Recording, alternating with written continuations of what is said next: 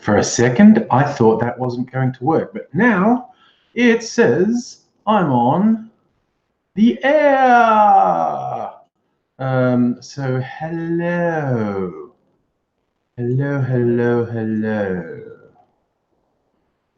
Let me just organize the chat window. Hey, Luke and Natalie. Saving a Red Bull for the stream. Okay. Oh, yeah, some people who mix energy drinks with alcohol is not a thing I do as a general rule, you know. Unless it's a big old night out. Hey, David and Charlie and Mitchell, how's it going? Yeah, what's the other one? Dave's photo, hello. The Jaeger bombs, that's the one. The Jägermeister with Red Bull. There's one I've got up there, South American herbal liqueur called Cocalero they recommend having with Red Bull. They give you this funny little pseudo shot glass that has two chambers. You want to come up here, Mimsy? Come up here where people can see you. Mimsy's here just hanging around. There she goes. Come on, come up here. You know you want to. You're going to sharpen your claws. Going to sharpen her claws first. Rather Scorpion, how you going? Here, up here, Mimsy, where the people can see you. You know you want to be the center of attention. Yes, you do. Yes, you do. Yeah, I mean, Jägermeister gets a bad name because of things like Jaeger bombs and doing shots of it being a big thing. But you can actually make quite nice. Oh, who wants more attention? Rubbing her head against me more. You can make quite nice mixed drinks with Jägermeister. Like I've got Jägermeister up there. I use it in cocktails sometimes. Yeah, it has a bad reputation because it's basically linked with excessive behavior. But anything, you know, it's like the bad press. What do you call it? Absinthe has. We're saying, oh, it makes people go crazy and murder that. No, it doesn't. It's a very high alcohol drink, and you don't want to do too much of it because of the alcohol content. Oh God, Natalie, main experience with Jaeger bombs is a Kon-Tiki tour. Yeah, that is possibly the two worst combinations: Jaeger bombs and Kon-Tiki tours. Mitchell, what happened to UKIP? They won no seats in the European Parliament election. There were a couple of YouTube trolls who joined UKIP, which led to a split, and good old Nigel foraged through the garbage, set up another party, which he just called the UKIP party, and they appear to have taken all of UKIP's votes. So yes, sad fuck of arsehat gets humiliated. Tommy Robinson gets humiliated. Tommy Robinson's votes were so low, like less than 2%, so he doesn't even get money for his advertising campaign. Yeah. Yes, good call, David. UKIP, you shit. But yes, it turns out Nigel Farage has more power than one might have thought when he set up the Brexit Party, which is, of course, yeah, it's hilarious. The anti-European Union people going into the European Parliament isn't bloody democracy weird? Isn't democracy strange? A similar thing happened in Canberra. The ACT, when it was first, they had their first elections for self-governance, because it was a territory, not a state. Australia had two territories, the Australian Capital Territory around Canberra and the Northern Territory between Queensland and Western Australia, above South Australia, and they didn't have their own government. They were territories administered by the federal government, but they have since had their own governments. But yeah, the first elections in the ACT, there for self-government, there was actually a no self-government party that won seats. I mean, it settled down to just be the same boring shit as all the other state elections, but the early ones were very volatile. And yeah, so it's kind of funny that's the no self-governance party got elected in the self-governance government. Anyway, yes, like the anti-EU party getting seats in the European Parliament. Yeah, Charlie, milkshake's bringing yard to the boys. Tommy Robinson, yes, failure. There you go. Okay, Scorpion, in Portugal, the left did okay. 33% send left, 20% for proper. So yeah, about half the status quo. I know a lot of people were worried about the hard right in Europe making significant advances, and I haven't heard that figure you're saying, Radis Scorpion, about half or slightly more than half for left or centre left parties, seems to be what happened in the UK as well, with Labour, the Greens, the Lib Dems, and the Scottish Nationalist Party having more than half the seats. Yes, Proper Wolfie, hello. Yes, it is a huge relief, a slight improvement of my view of humanity that neither Tommy Robinson nor sad fuck of asshat got in. Hey, Big Pat, how's it going, buddy? Gonna see you soon in our meetup here in Melbourne. That was one of the funny things, because the pair of them were smug as fuck, going around being their hideous, bigoted, shithead selves, just telling people, you can be upset at me, but I'm going in the European Parliament. No, you didn't, as it turns out, dipshit. So that was pretty funny. And good on you, England, for passing that test, by the way.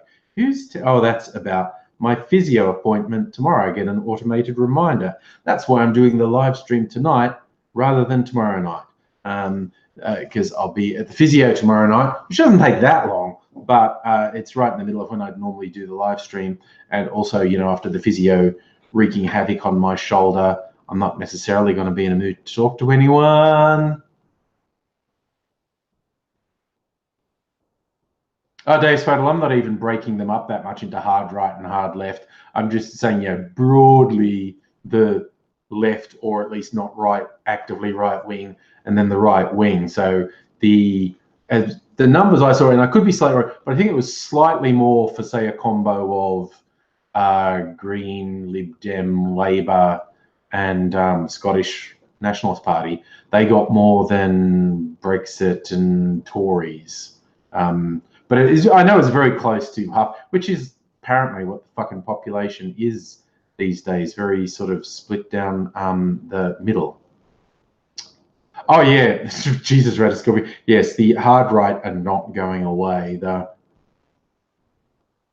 You know, the reports in the news that because of increased agitation from neo-Nazis in Germany, there's quite a few districts where Jewish people are being told not to wear anything that like identifies them as Jewish. The Jewish men shouldn't wear the skull caps, and there's a range of clothing styles that are worn in traditional Jewish communities. They're being warned not to walk the streets looking like that because there's significant concern about the rise of the well, basically neo-Nazis.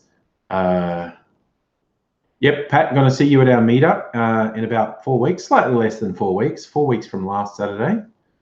Going to hang out with some YouTubers in Melbourne, because that's what we do, hang out. Luke, well, we always have a good time, man. We're going to, this follows a bit of a formula. We hang out for a while, talk YouTube stuff, socialize and whatnot, and then anyone who wants to in the evening goes out, we get some food and have a few drinkies. Sometimes more than a few, sometimes only a few. Depends what mood people are in. No one's pressured. But yeah, we always have fun anyway. It's good to hang out. I like hangouts on the internet. I like social media for all its shortcomings and for all the horrors that are on social media. I do like it. but there's something to be said for actually hanging out with people in person as well. So yes, that's a thing you do in Melbourne town from time to time. It's taken. Good old John Batman, who wanted the settlement here that became known as Melbourne. He was a little bit egotistical. He wanted it to be either called Batman or Batmania, which would have been hilarious. We still have things named after him. So people from outside call them Batman. But because of someone's name, it's generally pronounced Batman. It's actually a job in the bloody aristocracy of England. A batman is someone who, I think he serves an officer. I think it's an army thing. I'm actually just looking it up now because I'm hearing, yeah, it's an officer's personal service. Okay. That's what I thought. I thought it was someone who served someone in the army. So a batman is the personal servant of an officer. So we have things like, yeah, there's Batman train station, we've got Batman Hill. There is actually a Batman police station that Telstra, one of their exchange buildings is the Batman Exchange. And I took a picture of the sign. I'm going to put it on social media because it's the Batman Exchange. I thought, is that where they changed Ben Affleck? So when they change Batmans, they go Batmans. They go to the Batman Exchange. And it's what's his name from Twilight is going to be the next Batman, apparently. Dr. Obama, what do I think about Albo being elected Labor leader? Well, he didn't really have any competition. I want to see what he does. Honestly, the early signs are not promising because he was saying dumb shit like, oh, I think we have to be friendlier to corporate Australia. Fuck that. We need to do the actual. But you're not girlfriend, boyfriend with Rachel. Just friend. Well, being friends is good. That shows you're both quite mature. But yeah.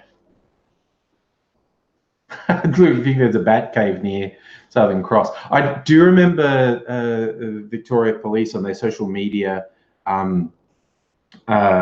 account excitedly announcing there is a Constable Bruce Wayne in the Victorian Police, and he did report into Batman Station. So they were very excited the day they could announce that today Constable Bruce Wayne reported to Batman Station. So Dr. Obama, there was a House of Reps seat called Batman, and then a few people pointed out John Batman was actually a bit of a shit. So maybe we shouldn't name a seat after someone who was so exploitative and abusive of the Indigenous people of the Melbourne area. Yeah, the government went, yeah, it's not a bad idea. Let's not name it after the guy who was a complete piece of shit. So I think it's just Melbourne now. I'm not 100% sure what it is now.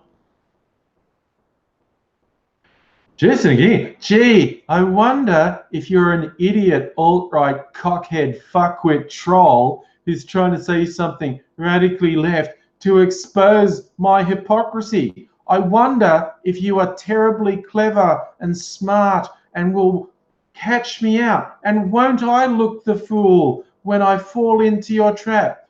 Oh, my goodness, you are far too cunning for me. I don't stand a chance. Holy fuck, you sad, worthless cunts are so fucking see-through. Should we give land back to Aboriginals? We should grant land rights where appropriate.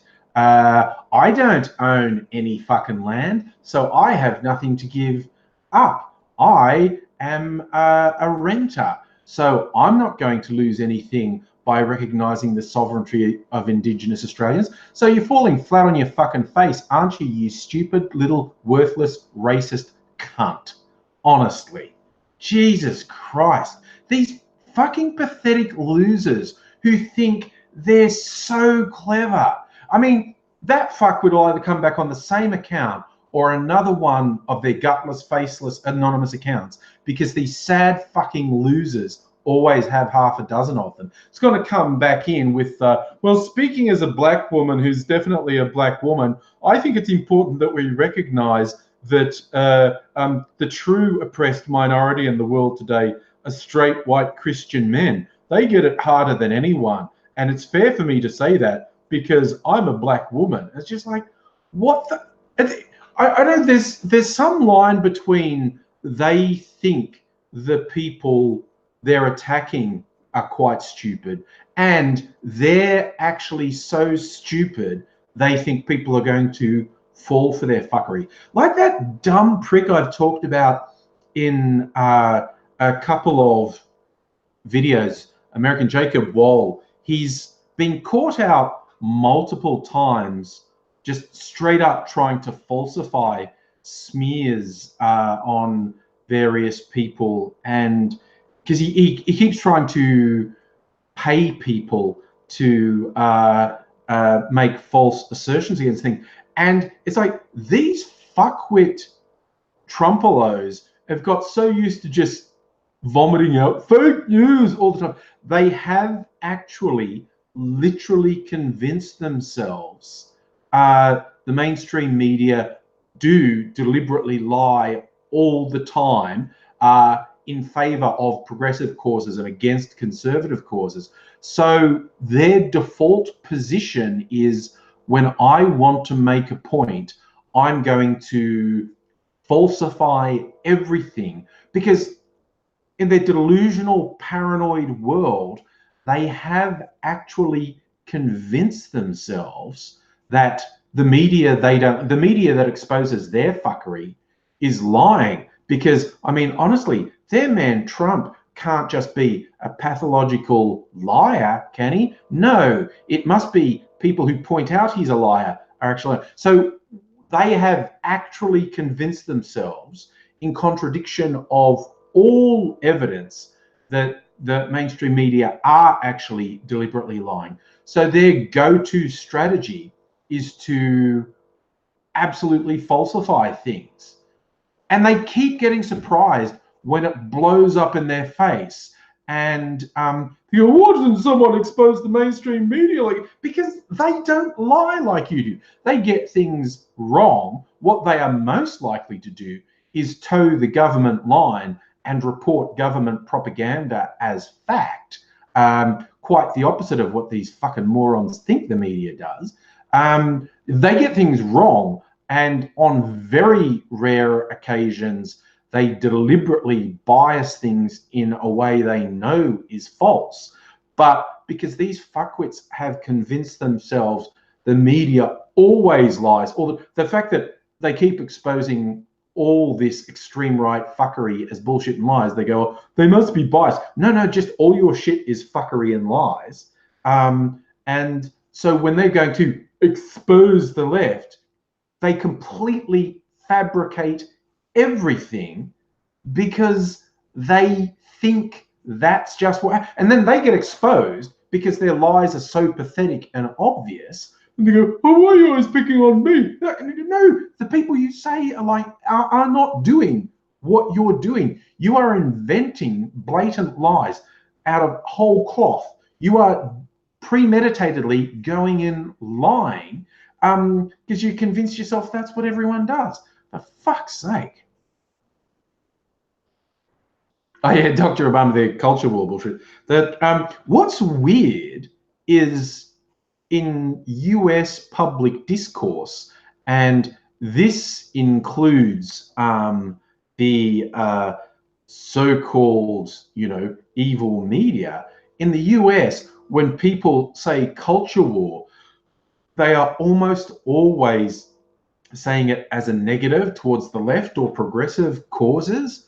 Whereas in Australia, the only people culture warring are the fucking hard right, and they never stop. They never shut up. They're like every fucking utterance from like the Murdoch media and conservative politicians is just full-on, unnecessary, unprovoked culture warring. It's absolutely bizarre.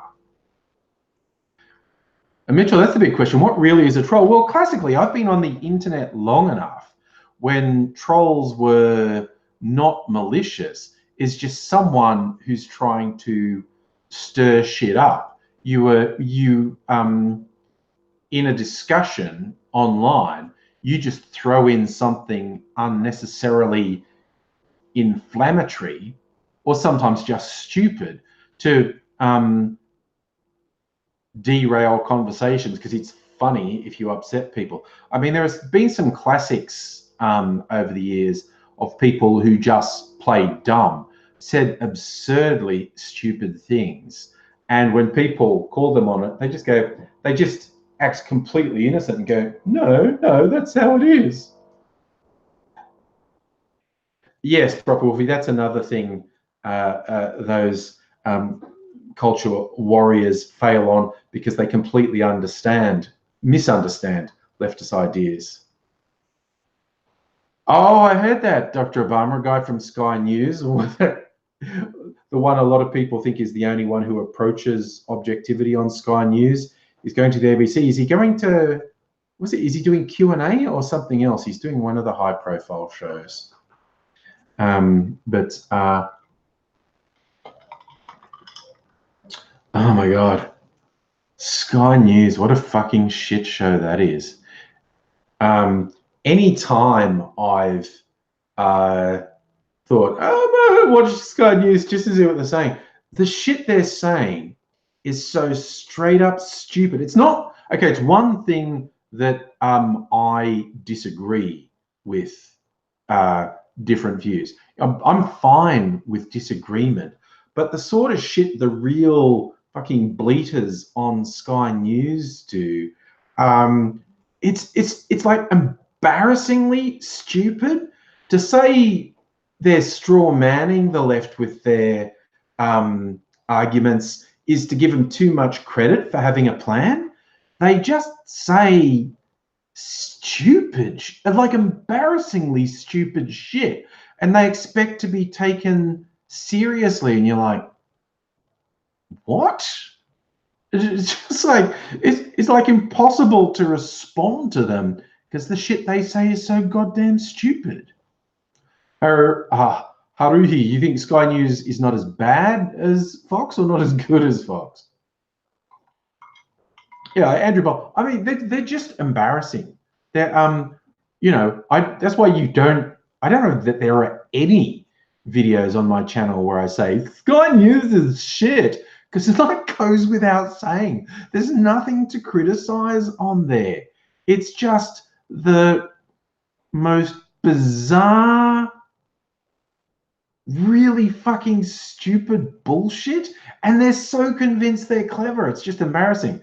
Mitchell, what's true news? Look, the best description of what journalism is supposed to be, though recently something clever is going, if one person says it's raining outside and the other person says it isn't raining outside, your job as a journalist is not to report both sides. Your job is to go out and see what the fuck is happening. This both sides argument that's gained traction is just absolutely fucking ridiculous. There are obviously a lot of issues that are basically opinion. You can strongly argue one side or the other, but they're opinion. But the idea of saying, well, if we're going to have a doctor or a scientist on to talk about vaccinations, we should have an anti-vaxxer for balance is fucking ridiculous. You're talking about climate change. Well, okay, we've got a scientist on who actually knows what they're talking about. We ought to get on some brain fuckwit who's motivated by nothing but politics and their own fucking pig ignorance for balance. That's horseshit. Mustard. No, Mimsy is not stuffed. She's the popular one on this live stream. They're actually set up here so she can come in on a tree and hang out with me. Yeah, Dr. Obama, I think Richo is losing his faculties though. Graham Richardson's an ex-Labor minister, as on Fox News. The most recent times I've seen him, he's getting on in years. I think he's losing his faculties a little bit. Oh my God, Luke, you're not wrong about Melbourne. Rain or not rain depends which side of the street you're on. The weather changes so fast here. It's bizarre. Oh no, Charlie, your dog has the hiccups. That's sad. Dave's photos. Yeah, journalism is pretty much dead. This is the thing, is people have started to realize. I think one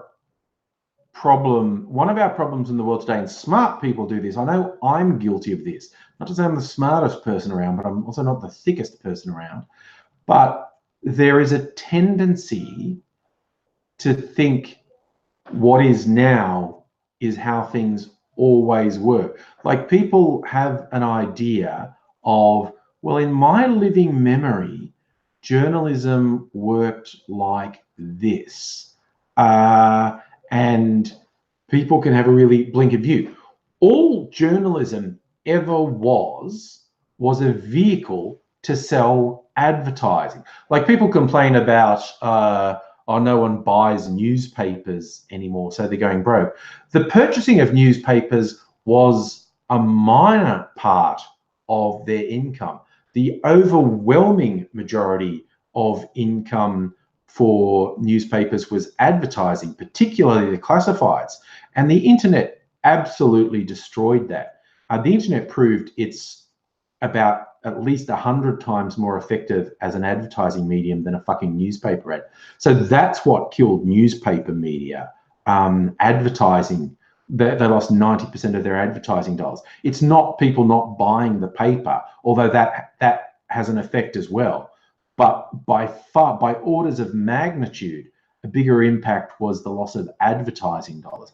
Newspapers were originally started by rich oligarchs to push their view, and then they turned into commercial enterprises for most of the 20th century. Now it's reverting back. Yeah, the rich billionaires, entrepreneurs are going to buy newspaper. The only newspapers left will be the ones rich billionaires buy as a vanity project, like with Bezos bought the Washington Post or whatever.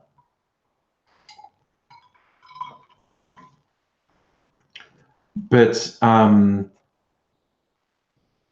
yeah, it's like, well, a lot of people have this rosy view of journalism, and it isn't really accurate, or it was only accurate for a tiny window of history. It's not how newspapers started. Newspapers started for two reasons: to push the views of the rich person who owned them, and to sell advertising. And as we can see, you know, both of those continued, although the advertising side became stronger in the 20th century. And then, yes, Radar Scorpion, as you put it, capitalism killed journalism. But, you know, now we're all journalists, with all the negatives and positives that brings in. Oh yeah, Harry, Gina Reinhardt clearly has it in her desire to buy a major newspaper and make it a propaganda sheet. And what she doesn't understand, what she couldn't understand, is when she bought into Fairfax, and she was basically trying to dictate editorial policy. They said, no, to be on the board, you actually have to sign this thing that says you won't interfere with editorial policy. They don't seem to understand the newspaper will fall apart completely without the journalists. And while journalists do print a fuck ton of propaganda, there's a limit to how far they'll take it. And people like Reinhardt and, you know, Kerry Packer and even Rupert Murdoch, although he bent a lot of people to his will, there are limits to what they can do.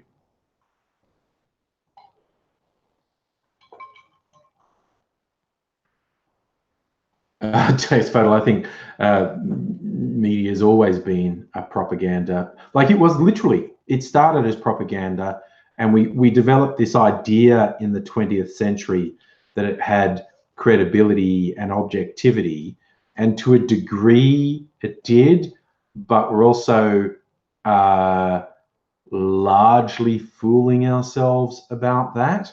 And now it's just becoming more transparent again that media outlets are pushing the will of the very wealthy. That's why the Murdochs are so aggressively, constantly attacking the ABC and the BBC. There's two reasons. The ABC and the BBC undermine any commercial model Murdoch empire wishes they could force on the world. And second, the comparatively impartial and comparatively high quality journalism on the ABC and BBC. You notice I said comparatively. I'm not saying they're great or they're perfect or whatever. I'm just saying compared to Murdoch shit rags and Murdoch media outlets, they're comparatively good.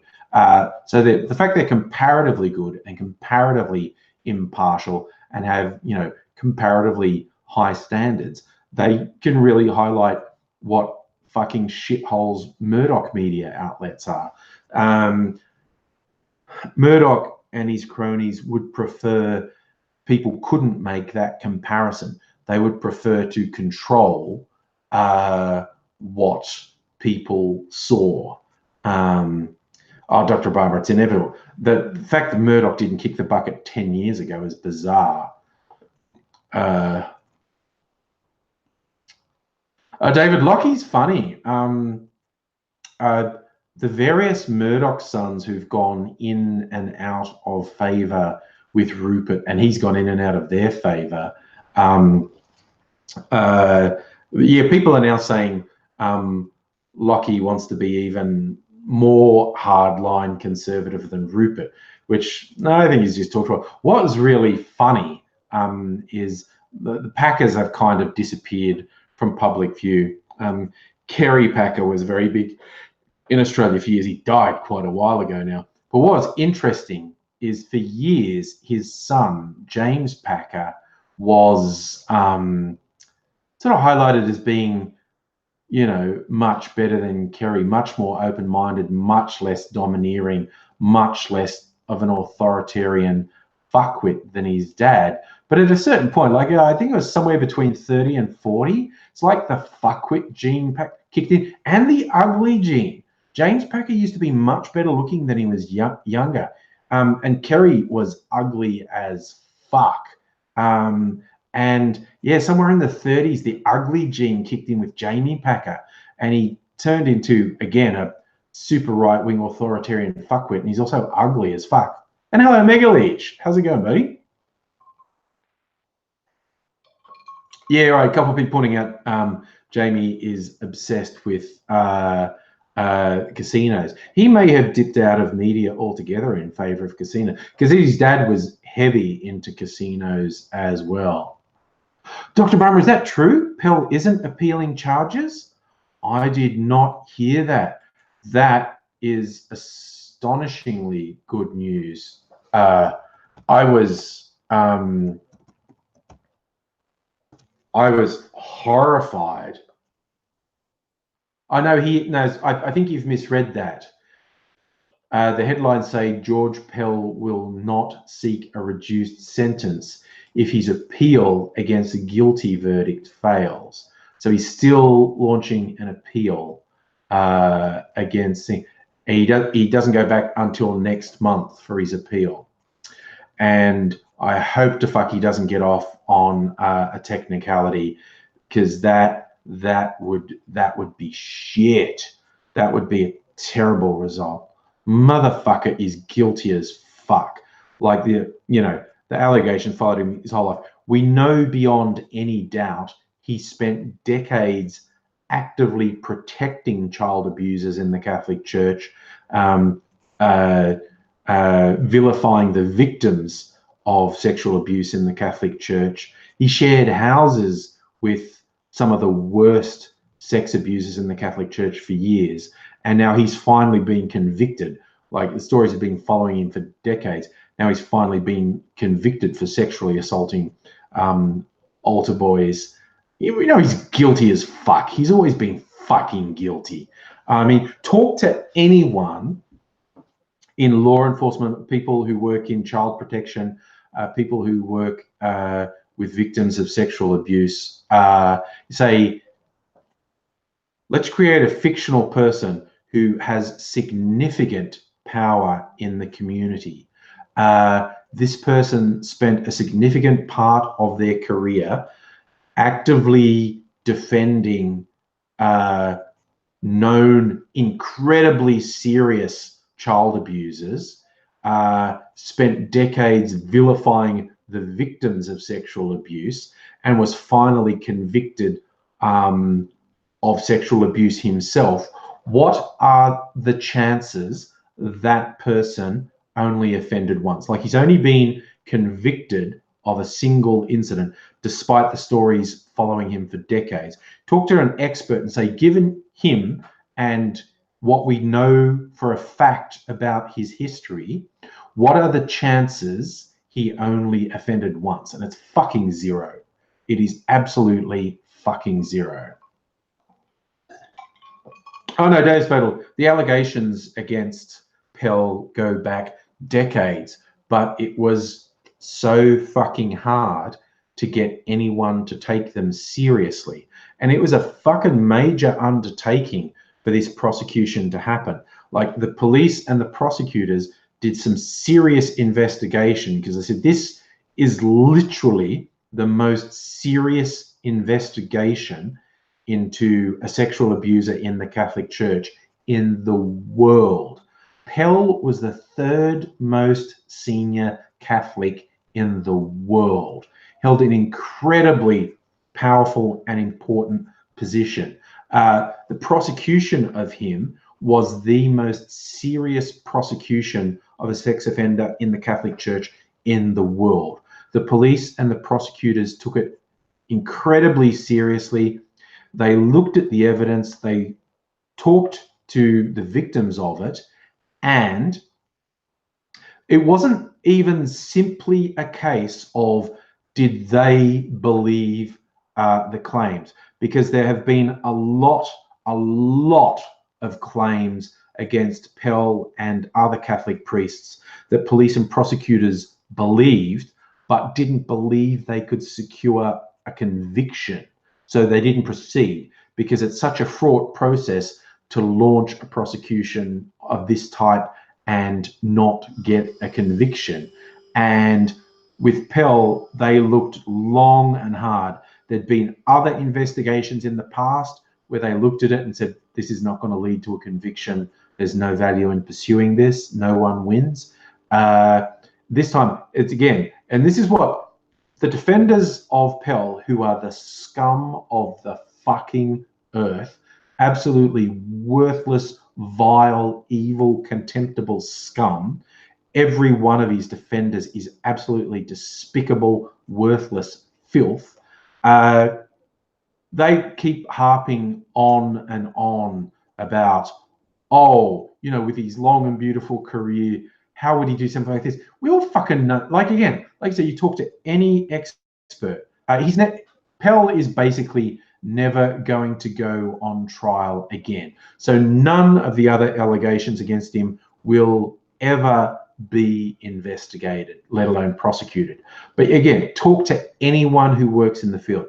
Law enforcement, cops, prosecutors, people who work with the victims of sexual abuse. You describe Pell's known for a fact history, the fact that we know for a fact he actively defended and protected people he knew were guilty of sexually abusing children and in adults as well. And then with his one conviction, what is the chance this is the only time he offended? And again, they'll tell you, they'll cite all the cases and they'll go, like, statistically, the chance of this being the only time he offended is basically zero. Like I say, he's never going to be investigated, let alone prosecuted, for any of the other allegations that followed him for decades. And the horrible, evil, creepy shit. I'm just wondering how many expletives I can jam in when I talk about these people. But the absolute fucking scum that defend him, and they went about, whoa, he wouldn't do it. Yeah, he would. And even the thing like saying because he assaulted these altar boys in the sacristy. I was an altar boy. I know where it's a room at the back of the church where the priest gets ready. There's a thing about the door being open, and there were people out there. Oh, why would he do it like that? There's sworn testimony in the Royal Commission of kids being groped and sexually abused by priests in the back seat of a car while their parents were in the front seat. That is the degree to which these fucking pieces of garbage were convinced they were untouchable and could get away with anything. As the whole thing about like, oh, why would he do that when he was just there and there were people outside and anyone could walk in? He would do that because he was an evil, controlling motherfucker. He was a piece of fucking shit. Predators do this shit. Predators ply their trade in plain fucking sight because they're convinced they can manipulate people. Honestly, it's like, you know, Pell and the other abusers are the absolute bottom of the fucking barrel, but the defenders, they're just fucking millimeters above. The defenders are fucking scum. Yeah, Dr. Obama, Pell's going down. Well, this is one of those many times when I say these pieces of shit are lucky that the ideology they preach is complete bullshit. Because, yes, if the Catholic hell existed, they'd be going straight there. And they would be going there for eternity. Oh, look, no, the happy clapping churches, absolutely. Look into the fucking abuse and cover-ups in Hillsong, the big happy clapping church that Scummo was in. The scandal surrounding the founder and his son. It's like fucked up. It's the one consistent thing in all these churches. And we've had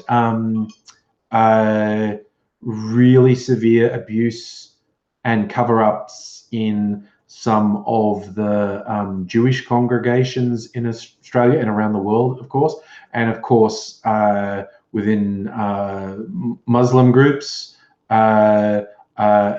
abuse within the communities, and, you know, organized abuse in all these cases, organized rings of abusers within authority figures. It's not just religions. It's basically any structure that has, you know, like power. You'll get people who abuse that power.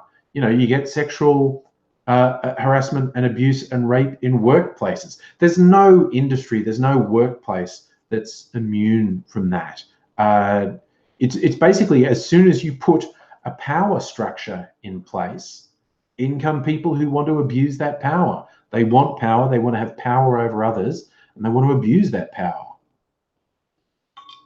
Oh, Mimsy wants to sit up and say hello. Am I being too grim? Am I being too grim, Mimsy? That was a pretty grim sort of 10 or 15 minutes there. You want to lighten things up? Make it all about Mimsy for a minute or two? Let's lighten it up. What have we been watching? I'm kind of excited. There's a new season of Archer coming out, Archer 1999, that they seem to be doing in the style of 1970s version of science fiction, 1960s, 1970s idea of what the far distant future of 1999 would be like. So I'm kind of looking forward to it. They've been doing just the fantasy themes for a couple seasons since Archer's been in a coma. Okay, you lighten things up. Are you? I'm wearing black trousers, and she wants to sit on my lap now. You just want to put, because you got white hairs on your tummy, so you want to put white hairs all over my black trousers. Ah, yes, Luke, another Men in Black movie, hilariously with Tessa Thompson and Chris Hemsworth, who are of course opposite each other in Thor Ragnarok, and now they're opposite each other in Men in Black International. I hope it's funny. Chris Hemsworth is such a good comedic actor. I mean, I didn't realize how funny he was till he was in Ghostbusters, and he was fucking hilarious. And then Thor Ragnarok was absolutely brilliant. He is so good in Thor Ragnarok. If someone wants to use the kitchen, I'm in the kitchen. It's okay, just getting a drink of water. Oh, Mimsy's going to go get a drink of water too. She's taking the opportunity. She needs a drink of water. Awesome idea. I'm going to get some. So she's gone. She might come back later. Oh yeah, isn't fucking Taika Waititi is so good. You look at, I haven't seen all his films. I haven't seen Boy. I have to go and see Boy. It was on Foxtel. I think I recorded it. But things like What We Do in the Shadows and Hunt for the Wilder People and the TV series Wellington Paranormal and What We Do in the Shadows, he's so fucking good. And now he's another film coming out, he's playing Hitler. Just as himself, you know, this half Maori guy is going to be Hitler, which sounds hilarious. Dr. Obama, no, I have not seen Alita. It still hasn't shown up on like any of the streaming services. Yeah, I'm just waiting until it shows up on either Netflix or Foxtel to watch it. I'm not going to spend money on watching Alita. Any good things? Luke, you say it's the first Men in Black movie without Will Smith, but what's the bet he's there in a cameo and they're keeping it quiet? I personally, if I was a gambling man, I'd put a few dollars on Will Smith having a cameo in Men in Black International. I noticed he's got a new sci-fi time travel thing. The big thing they love doing in movies at the moment is de-aging people. It's been a thing for a little while, but yeah, they love, like they've been doing it in Marvel movies for a while. There's a few other movies where they've done it, and you know, sometimes it works better than others. But they love de-aging people in movies now with digital effects. So yeah, the Will Smith time travel movie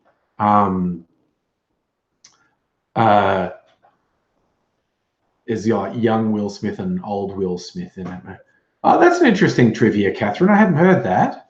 Heard that he's a friend from Workline in Ragnarok was a Make-A-Wish kid who visited. That's like, okay, because that is one of the. There are so many funny lines in Ragnarok, but when Thor sees Hulk and is happy, and no one understands why he's happy, and he goes, "He's a friend from work,"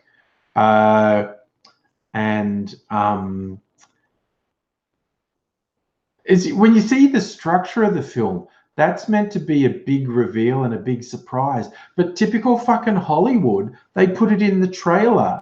They couldn't bring themselves to actually let you have a surprise. They had to put it in the trailer that Hulk was in it, and they even put the Hulk reveal in the trailer. So it was like the big surprise of the movie, but they told you about it. Pathetic the way they do that. Did you mean to say that, Dr. Barmer, I could reboot any live-action non-fiction show? A non-fiction show? Is that what you meant to say? How do you reboot something that's non-fiction? Unless, of course, you could use the example of Cosmos, I guess, the classic Carl Sagan version of Cosmos and the more recent Neil deGrasse Tyson version of Cosmos. Don't know that I have any deeply favorite non-fiction shows, though. I'd really have to think hard. And by show, do you mean TV show or movie, or are you leaving that out? So you didn't mean non-fiction? Is that what you're saying, Dr. Obama? one that keeps getting rumored that could be very good because it was a good but flawed show that I enjoyed when I was a youth, as a BBC sci-fi series called Blake 7, and there have been rumors about a reboot of Blake 7 for years. That would have the potential to be good. Catherine, you want Mythbusters to get rebooted? It's only been off air for about a year. It's a bit soon for a reboot. It would just count as a long gap between. I'll tell you an animated series that I think could do with a reboot. It was called Home Movies, and it predates YouTube, and it's about this kid who makes home movies with his friends in his basement, and it's really funny. The main writer for it was also the main writer for Metalocalypse, which is a bit better known.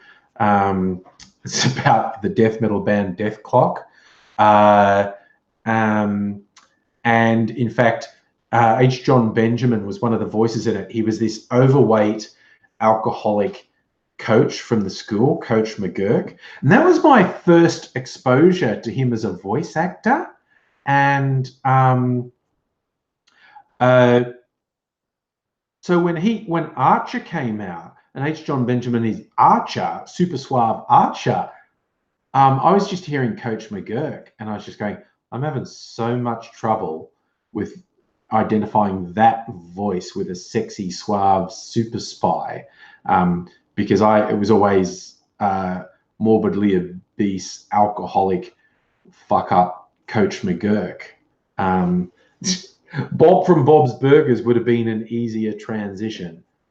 But that show, Home Movies, would be really good to be rebooted in the age of YouTube, because that would give the idea of this kid making little movies in his basement a whole different slant. Because when he made them in the original one, the only people who ever saw them were his friends. Of course, he put them on YouTube. And even if he was never a big YouTuber, more people than his friends would see it.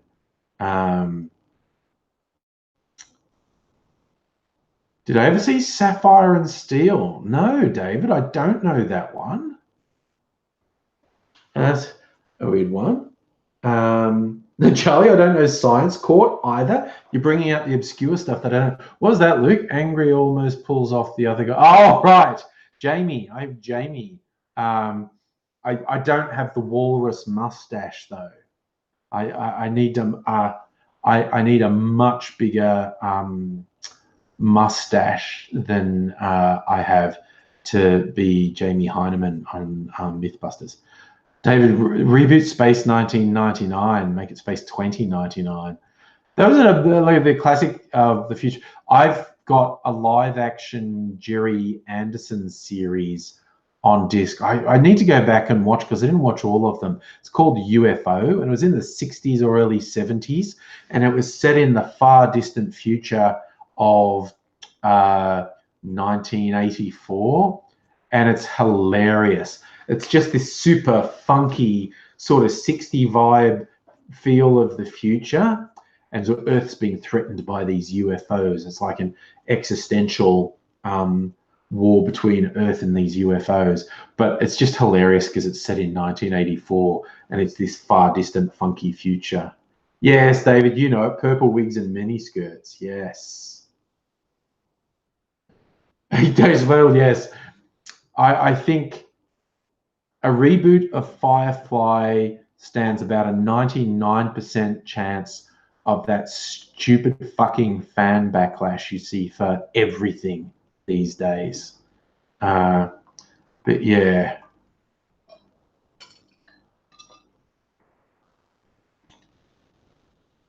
Probably saying H. John Benjamin, top 10 voice actor. He does a lot. I tell you who I like as a voice actor.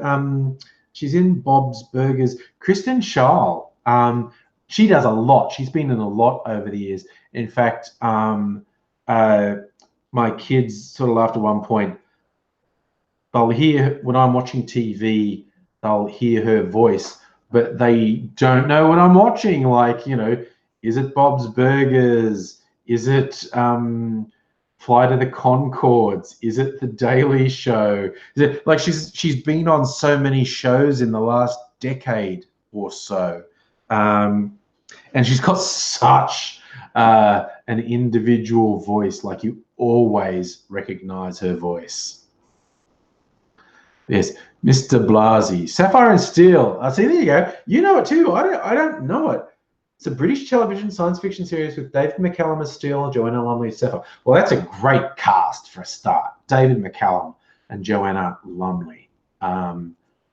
She's done some great stuff over the years. I think the first thing I saw her in was The New Avengers, where they brought back Patrick McNee, who was Steed from the original Avengers, and gave them a young, funky 70s thing. Was the guy with the big 70s hair, his character was called Gambit. And Joanna Lumley was called Purdy. I loved The New Avengers as a kid. It was like late 70s, early 80s.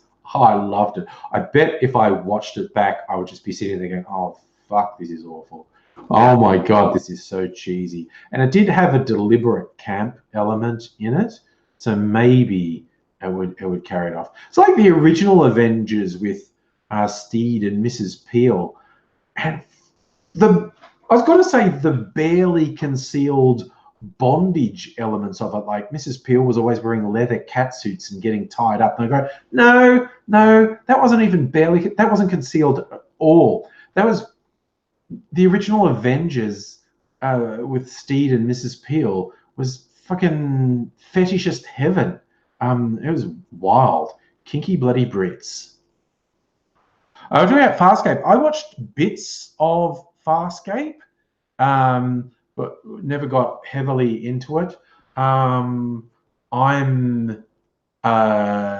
keen to see more of The Expanse. I don't think season 3 is on any of the streaming services in Australia. I know that season 4 comes out later this year or something. Maybe someone can point it out to me if there's a legal way to watch season 3 of The Expanse in Australia, because I'm not aware. I don't know what's on all the streaming services in Australia, but I'm not aware of if anyone's carrying season 3 of The Expanse. That's Luke, you should be a TV executive. Put people in the Big Brother's house to renovate it. One of those renovation shows like The Block or whatever, but renovate the Big Brother house. Yes. You have a big future in TV, my friend. Batman, how you doing, buddy? You see? Okay, Megaleech Prime. Okay, I'm going to wait and see because, okay, Megaleech, I assume you have Prime. That's the Amazon Prime Video. American Gods is on Prime as well, isn't it?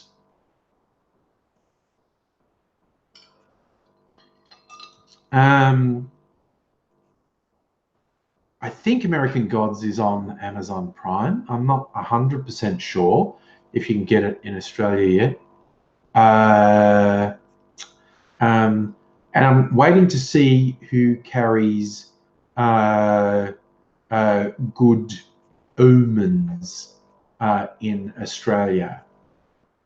So, like, if season 3 of The Expanse and American Gods and Good Omens were all on Amazon Prime, I'd probably get it.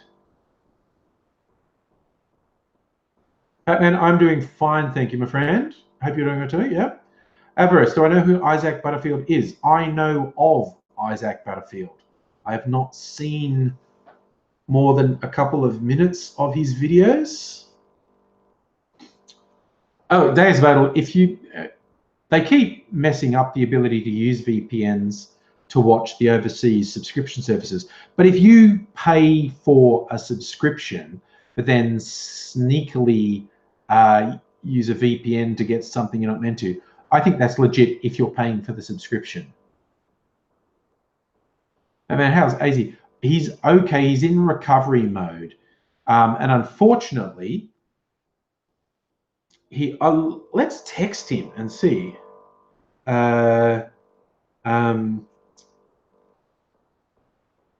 Because the other day he was suggesting he might be back in hospital because his legs had a gross growth on them. He was recovering, but I mean, his legs are so fucked up. Like basically all the veins are fucking dying and getting infected, and it's gross as fuck.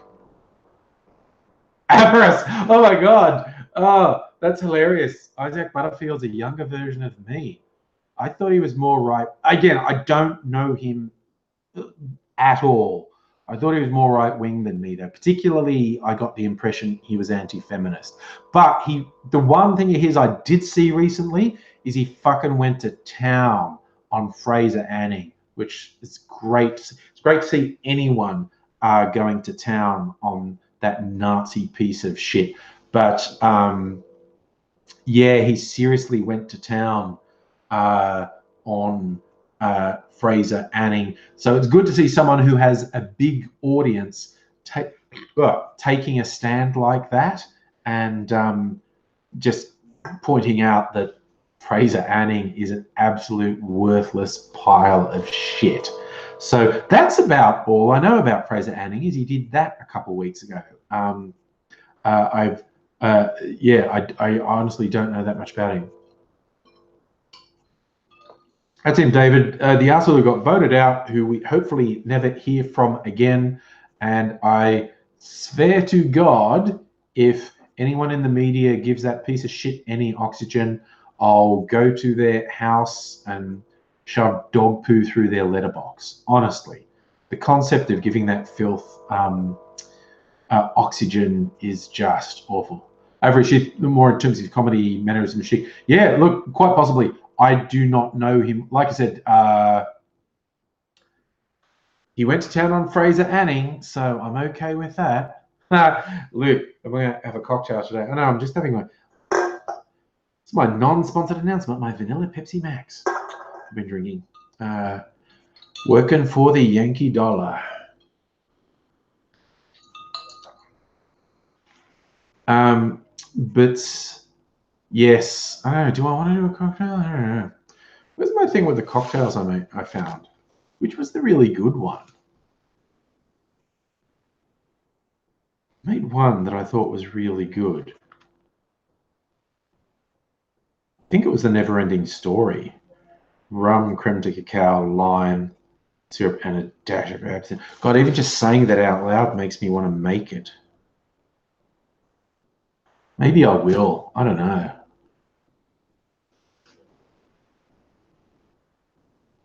Yeah, that's what this is. This is the no sugar one, Pepsi Max. Patman, what do I think of Jackie Lambie getting voted back in? See, I have time for Jackie Lambie. I well, I don't know, that's obvious, but I'll say she has said and done shit in her time in the public eye that I think has been really stupid. But I think she has a consistent sort of internal compass. And as for the more clueless shit she's said, I don't really feel like she was motivated by evil. It's more it was genuine ignorance sort of propelling her to say some particularly dumb shit. And I feel like if you had the opportunity to sit down with her and say, cool, okay, Jackie, why do you think, like, when she's made these really anti-Muslim statements, okay, cool, just explain to me why you feel that, what you believe, what it is that you believe that you think justifies that position you say.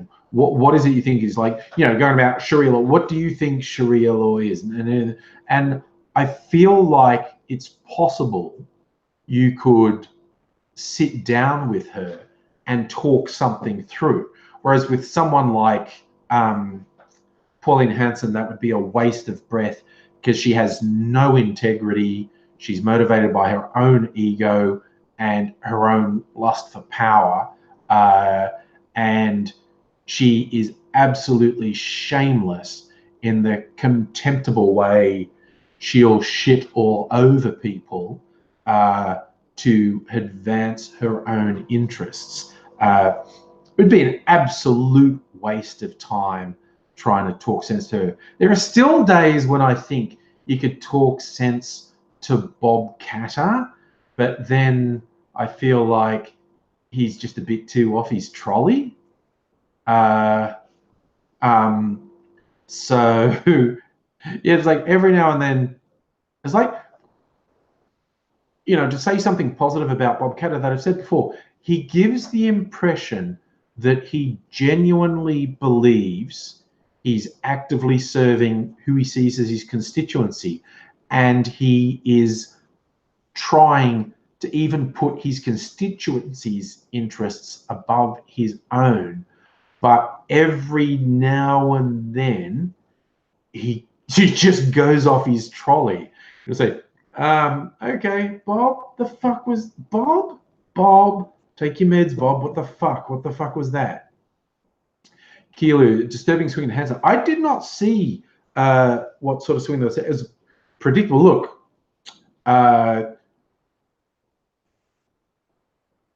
One Nation didn't pick up any lower house seats, did they? And they didn't get any more than expected in the Senate. Oh, God, Fred Nile, David, no, fuck. Fred Nile's been a write-off for decades. Anyone whose primary motivation is religion, and I don't care what that religion is, if the driving force in your life is religion and you intend to force your religion on other people, you're a fucking write-off. Luke, no, I don't think Pauline Hanson should be egged. She's horrible and a piece of shit, but she's not an extremist to the extent of Fraser Anning or to, you know, Stephen Yaxley Lennon, who likes to call himself Tommy Robinson in the US. It's like I wasn't really on board with the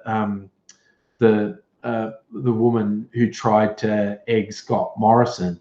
Now, the milkshaking and the egging, I'm into humiliating people who promote outright fascism. Now, Pauline Hanson's kind of on the edge of that, but at least she denounced Fraser Anning. But yeah, like, you know, those sad fucks in the UK, the UKIPers who kept getting pelted with it, and Nigel Farage is a fucking cunt. Yeah, and the fact that they were so humiliated by it was beautiful. Charlie, hit it with an HSP. So you could hurt someone with a hot HSP. And it's particularly a chili sauce. If they get chili sauce in the eyes, that's the thing.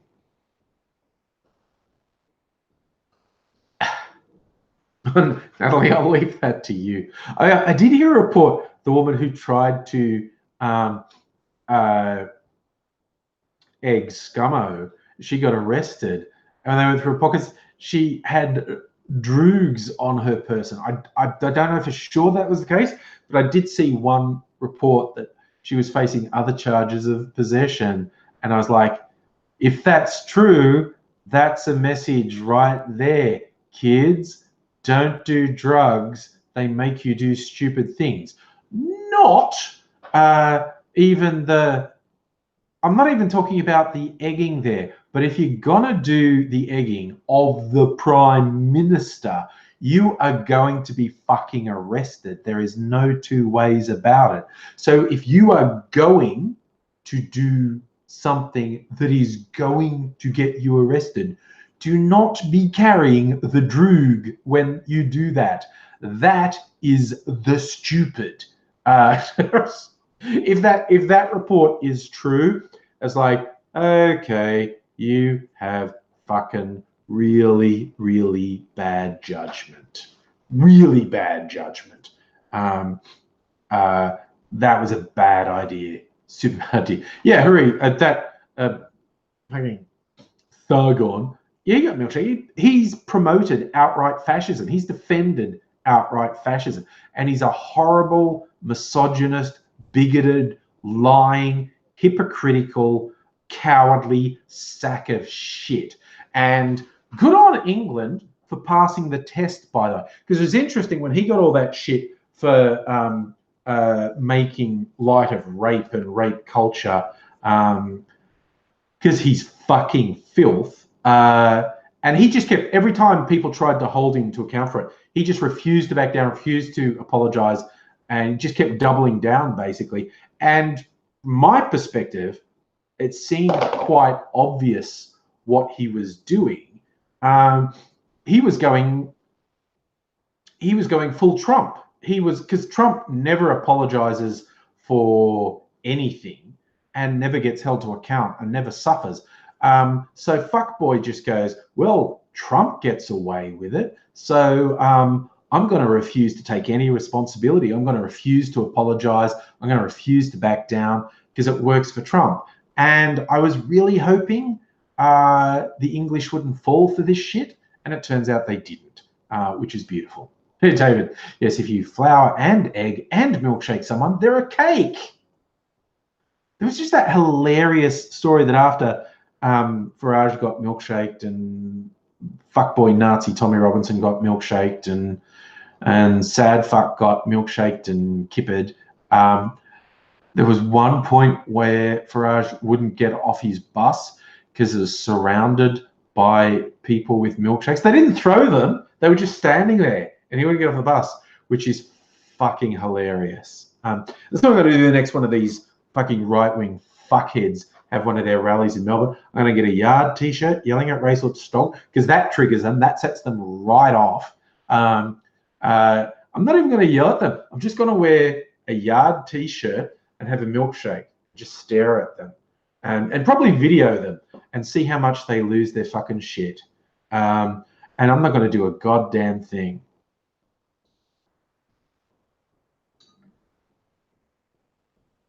I just think like, because particularly, it's like the worse the scumbag is, the more violent their security is. Like, they have thugs and criminals. Like, fuckboy Tommy Robinson surrounds himself with skinhead neo-Nazis. They keep their shirts on because if they were, in a singlet or had the shirts off, you'd see their swastika tattoos. It's like the worse the scumbag is, the more extreme and violent their security is. So I think the English people need to practice. Back in the day, people used to practice on the village green, archery, and it wasn't target shooting, it was range. The English longbow was a range weapon, and people would practice like, okay, you've got to go 300 yards, 200 yards, 100 yards, because on the battlefield, there'd be someone watching the advance of the army go, okay, they're 300 yards, and they just go, archers, 300 yards, knock, loose, and a rain of arrows would all land at the 300-yard mark because they'd been trained to do that. And so I just think the English should revisit that somewhat and practice range throwing of milkshakes, so you don't have to be like in hand-to-hand range with real scumfucks like Tommy Robinson. Just like, and you can't get a milkshake that far, so you practice, 10 meters, 20 meters. So you can be behind a row, and then they always have like a row of cops as well. So you can get it over the copper's head and drop it on the scumbag.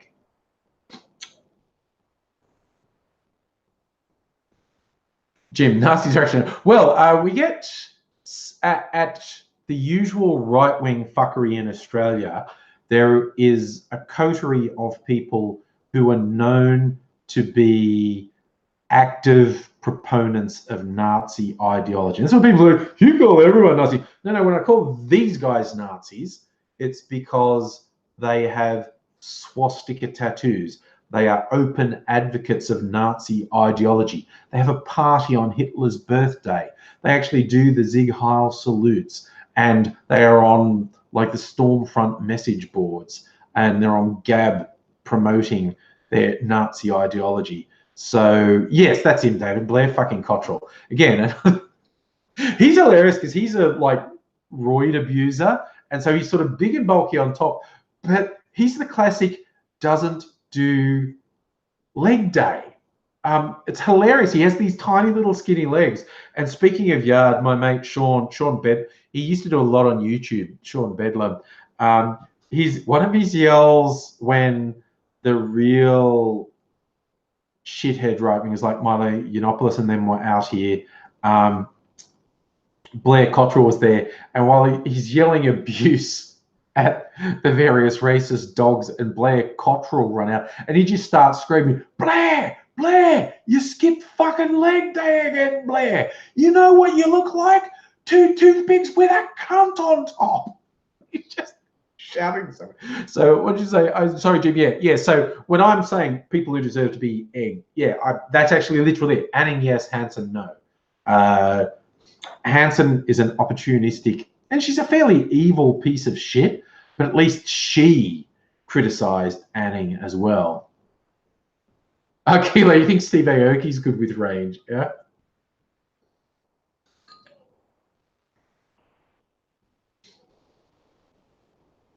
Jim, I have no idea who and what the mods were on the Kev Logan channel. I don't know if you know, but because he tends to have much more happening in the chat, we weren't even looking at the chat. We were just having a conversation. He tends to not spend a lot of time directly engaging with the chat. So yeah, I don't really know who the mods are or what motivates them or even what they were doing, because I couldn't tell what they were doing. I don't think I even had live chat on. I'm probably going to have top chat on, so I was probably missing. I did see a couple people making a comment to the degree that the mods were a bit overzealous, but I had no idea what they were doing. So yeah, big tiny down below. If you know, oh yeah, no, that's the thing. Roids do bad things to your man parts, turn your balls into tiny little raisins. Roids are a very bad way. Jim, they banned you. Maybe they've got itchy trigger fingers. Like I said, I don't know anything about the mods on his channel, who they are or what motivates them. So as I always say, I only ban people who bore me. I've had 2 trolls here tonight, and I just disparaged them. I didn't even ban them. I just disparaged them and told them to fuck off, and they went. That actually, because that usually doesn't work. Actually, pointing out to trolls that they're worthless little shitbags normally just inflames them, and I ban them because they're boring. These ones actually went away. Jesus Christ! Sentences I did not expect to read tonight from Kilu Mag. There's a fantastic clip of him, which I assume is Steve Aoki, hitting a quadriplegic in the face with a cake from nearly 50 yards. That is a sentence I did not expect to read tonight or ever. That, I know the name and I can't really place who he is. And I think from memory, there's someone else with a similar name. And oh, fucking hell. And I always get them confused. I mean, a big search. Okay, yeah, that's who I expected Steve Aoki to be. Okay.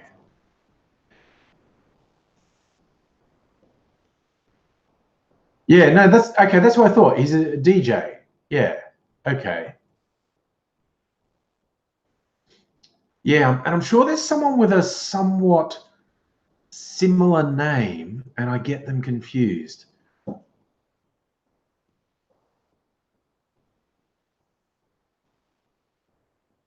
Patman, I'm not aware of anyone doing an attack video on me recently, but I'm not aware.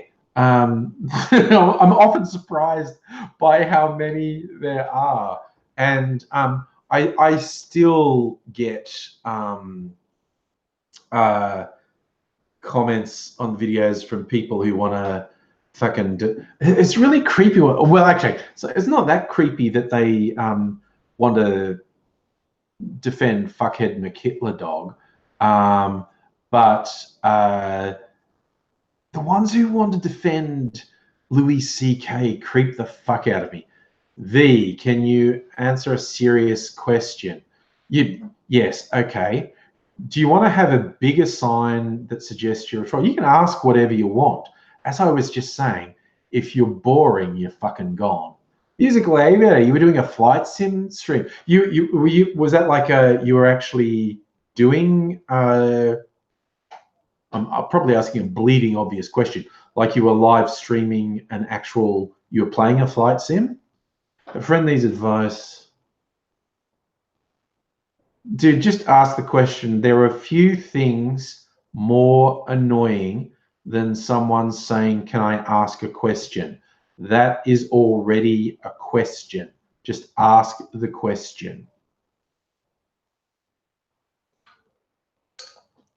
Chimpanzee and King saying it's just creepy as fuck, the number of people who want to defend Louis C.K., who is a creepy abuser for years, and he and his manager threatened the careers of anyone who was going to speak out against him. And that was his biggest sin.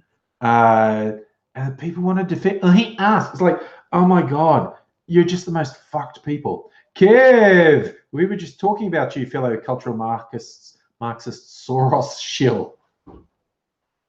And you're possibly overzealous mods. I don't know.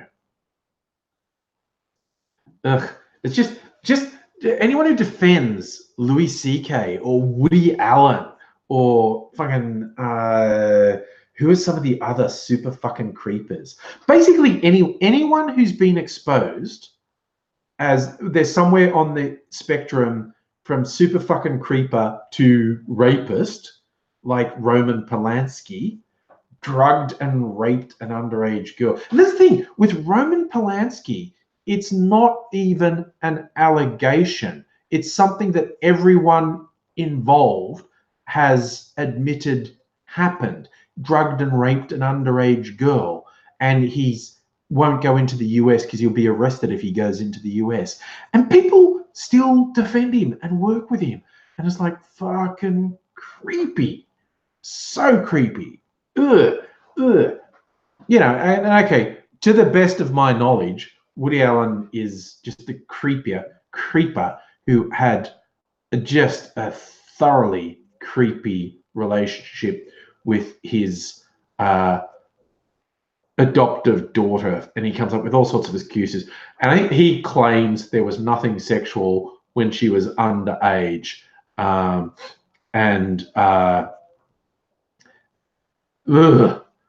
he's so fucking creepy. Yeah, that's the thing. Elvis started up with Priscilla, but that was a thing. Do you know? Okay, here's a weird thing. Like anti-Muslim people often, you know, they want to be inflammatory. They go, "Oh, Muhammad was a pedophile, like because he had a 14-year-old bride." And Muslims generally want to force childbirth, and that is a problem in various parts of the world. You know, one of the parts of the world that has the biggest problem with underage forced marriages, child brides, is America. And this is this weird underground thing that people barely admit to, but there is a really significant problem with forced marriages of child brides in Christian churches in the US, and it's legal, and it's just like, ugh.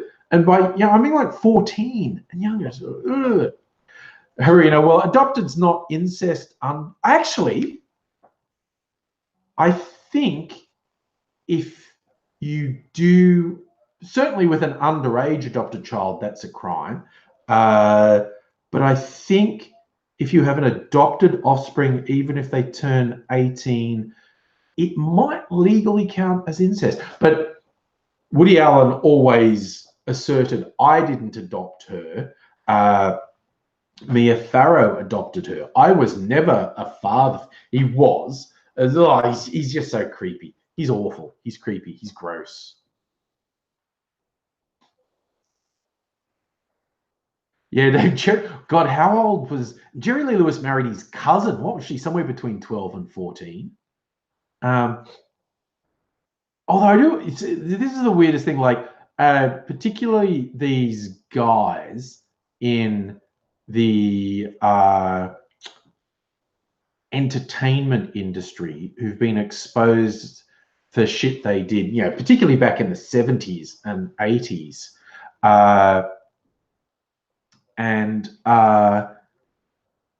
And more than a little creepily, a lot of their defenders just go, oh, that was just the thing that happened back in those days.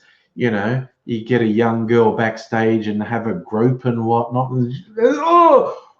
But to me, the weird thing is the really bad abusers who were protected by sometimes the highest politicians in the land, but people who, like, you know, Jimmy Savile springs to mind. All the hierarchy of the BBC knew what he was doing. Tories and Labour politicians knew what he was doing and protected him. And he got away with it. He died before they could get him. But like Rolf Harris gets busted, as he should have, and he should have been busted decades earlier. But these people in this position, they think they're allowed to do it. They just think they're allowed to do it because people say they're allowed to do it and they protect them when they do it. And so when years later they get busted, it's like, what?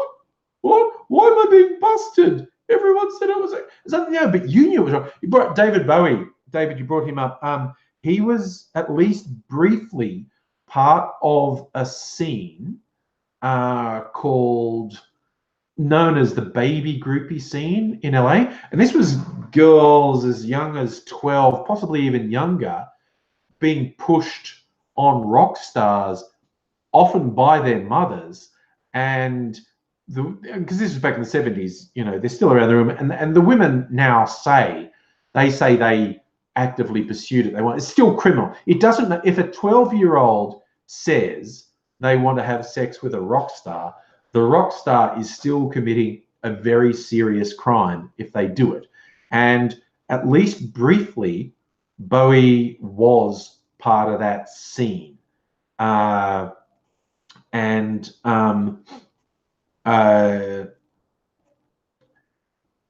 then he left it, and there was no real indication that he continued with that sort of shit. But there were a bunch of other rock stars who fucking did that shit for years, like Bill Wyman from the Rolling Stones. That girl he ended up marrying as soon as she was legally able to be married, but they'd been together for 4 years before that. What the fuck? Oh, Jim, there are so many of those. The UK seems particularly bad for it. Labour councillors and protecting people in group cases. But as someone pointed out, it went right up to Margaret Thatcher when she was Prime Minister, protected Jimmy Savile, but she also protected people in her cabinet who she knew for a fact were pedophiles. She actively protected the fucking Prime Minister. And she's probably not the only Prime Minister. Actively protected people they knew were pedophiles. And it's probably not just England, okay? But there are some particularly creepy cases in England of people in power. They say sometimes they're councillors, sometimes they're in churches, sometimes they're in the BBC, sometimes they're in Parliament, and they protect child molesters, and there are rumors of them protecting fucking murderers. It's like, ugh. It's just, what the fuck? What is that about? That's just fucked up. It's just such bad shit. And yeah, that's what I was saying. We're getting back into the dark stuff again. Power corrupts, and absolute power corrupts absolutely. I still think it must be really weird when someone, whether they're a celebrity or a powerful politician or a powerful rich person, who gets away with shit for years or decades, and the ones who eventually get caught and prosecuted and jailed, like, you know, Gary Glitter, Rolf Harris, must be such a fucking shock, because they've been put in this little bubble where they think they're above the law, and it gets consistently reinforced. Like, it's not a crazy position for them to take, because they break the fucking law, and the worst laws, with reckless abandon, and they not only get away with it, they're actively protected. So they're like, I'm fine, I can get, and Christ, it must be so fucking weird when they get busted. Natalie, it's your birthday tomorrow. Happy birthday. Jersa, you raised the thing when you have dirt on someone they can't speak out. That's the rumor about for long-time FBI head J. Edgar Hoover being corrupt as fuck, being in the pocket of the mafia, because they had photos of him in a dress and sucking his male private secretary's dick. I think that's progressed from rumor to almost irrefutable truth, that J. Edgar Hoover was up to some dodgy shit and was blackmailed for it. But all the stories are he had blackmail on every US president that he served under. Some easier than others, like Kennedy. It was very popularly asserted that he had dirt on Kennedy. It was like, oh my God, it would have been so fucking easy to get dirt on Kennedy. Like, his dad was an outright bootlegger or something. Like, he's like criminally, and then they just raise the power, and you just raise the power and you just think you can get away with anything. It would have been so easy to get dirt on Kennedy. Oh my God. That guy was so dirty. But yeah, it's there's the rumors that for years Hoover just had dirt on everyone and just said, you know, don't fuck with me and do exactly what I say, or, you know, I'll release this blackmail material on you. We've still got half an hour. I still think I want to make this cocktail, actually, and it's only a Monday. The Never-Ending Story. Rum, creme, I think I've got a little bit of rum I want to get rid of. So the bottle's empty, I can throw it out. And I think the rum's on special at Costco, so I can get a replacement. Rum, creme de cacao, lime, syrup. I'm going to do it. I need to get some things together. Finland Sealer, hello. I don't think I'll shake it. I think I'll just put it in the thing and stir it. I'm not sure. I'm not even sure how much difference that makes if you're not putting something like egg white in a shake. I know the serious cocktail people think there's a big difference between stirring and shaking. And I guess it does aerate it and whatnot. We've bruised the things a bit. Anyway, I'm going to get a few things. Got a glass for a start. All right, I think big cube of ice, or I get a ball of ice. I've got my ball ice things here. This.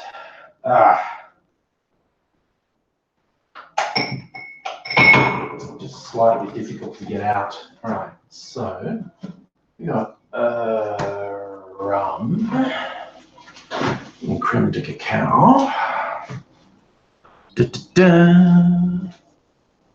Syrup. What did I say was in it? Any story? Lime. Got fresh lime juice here that I squozed.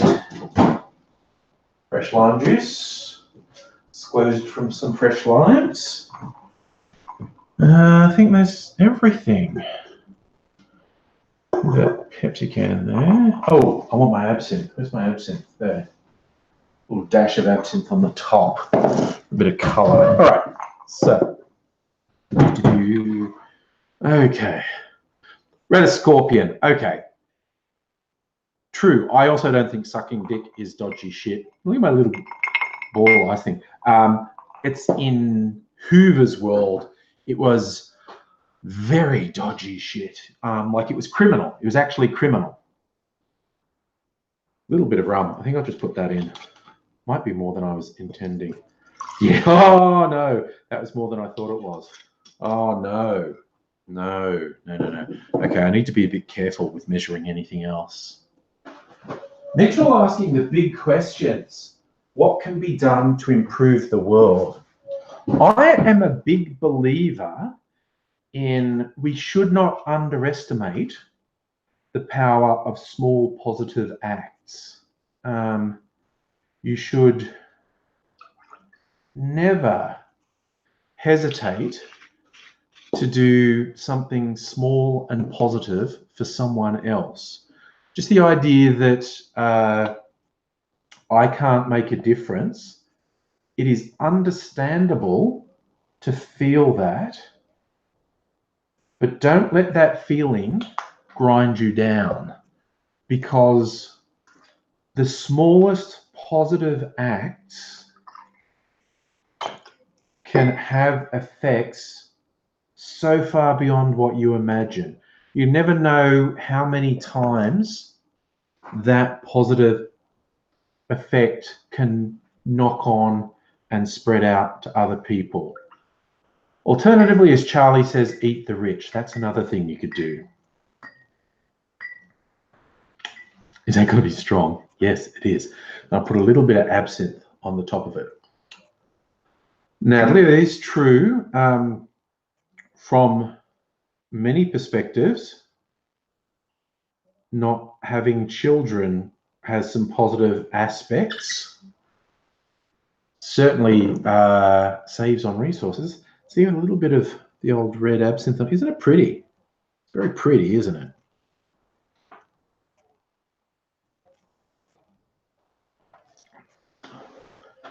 I think there is a lot of rum in that, but because, I don't know, rums are fairly sweet. That's pretty good. Oh my God. I'm going to sleep like this tonight.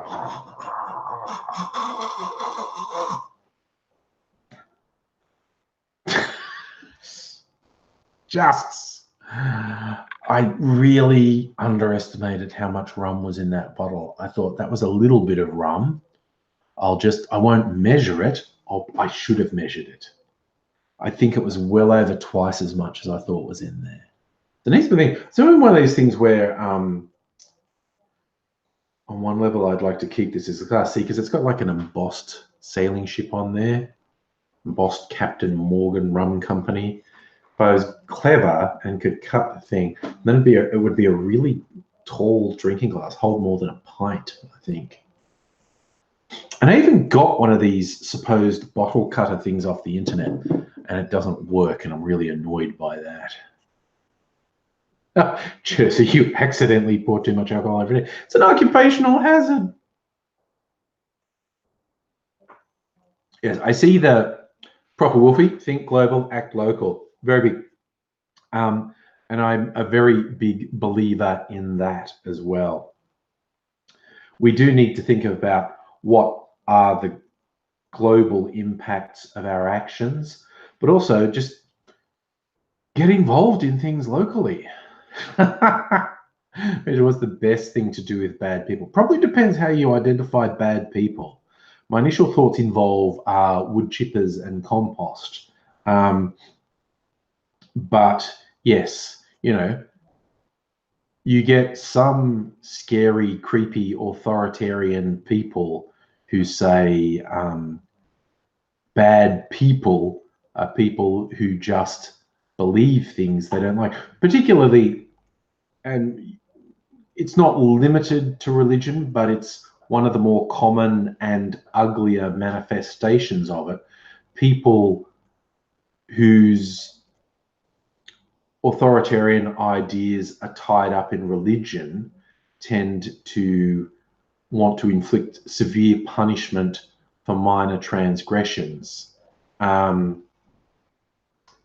Depends. I think the punishment for bad people should be directly commensurate with the amount of damage they do to other people and the amount of danger they continue to pose. I also think that should be applied unilaterally, which means the majority of banker types, Wall Street types, would be in a fucking gulag for life, and I'm not even joking. Oh, he's out of hospital again and recovering, doing a lot of sleeping. He's got a gross thing on his legs. He's got a bit black, gross. Ugh. Okay, so he's not in hospital, but I think he must have been back in for a couple of days, and he still has. That's AIDSy, by the way. He was asked before. He replied. Rock Wolfie, I believe you have to believe in rehabilitation. You absolutely, and this is why I get really worried about people who go, "Oh, prison's just a holiday camp. They've got it too easy. Should lock them in a box all day. Don't give them." No, that makes people worse. You have to accept. Okay, if you accept some degree of incarceration is a necessity for some offences, you have to believe in rehabilitation or you're fucking insane. The idea that, no, I'm just going to... The idea that particularly someone who commits violent crime, the idea that if you inflict worse violence on them, they will become less violent is absolutely bizarre. All you're doing with a brutal prison system is ingraining the idea of when you have power, you should use that. You should exploit your power over other people. You should punish anyone that you perceive has wronged you. And that's just a downward fucking spiral. And you see that everywhere. So people who just go punish, punish, punish, and have no concept of rehabilitation are fucking idiots.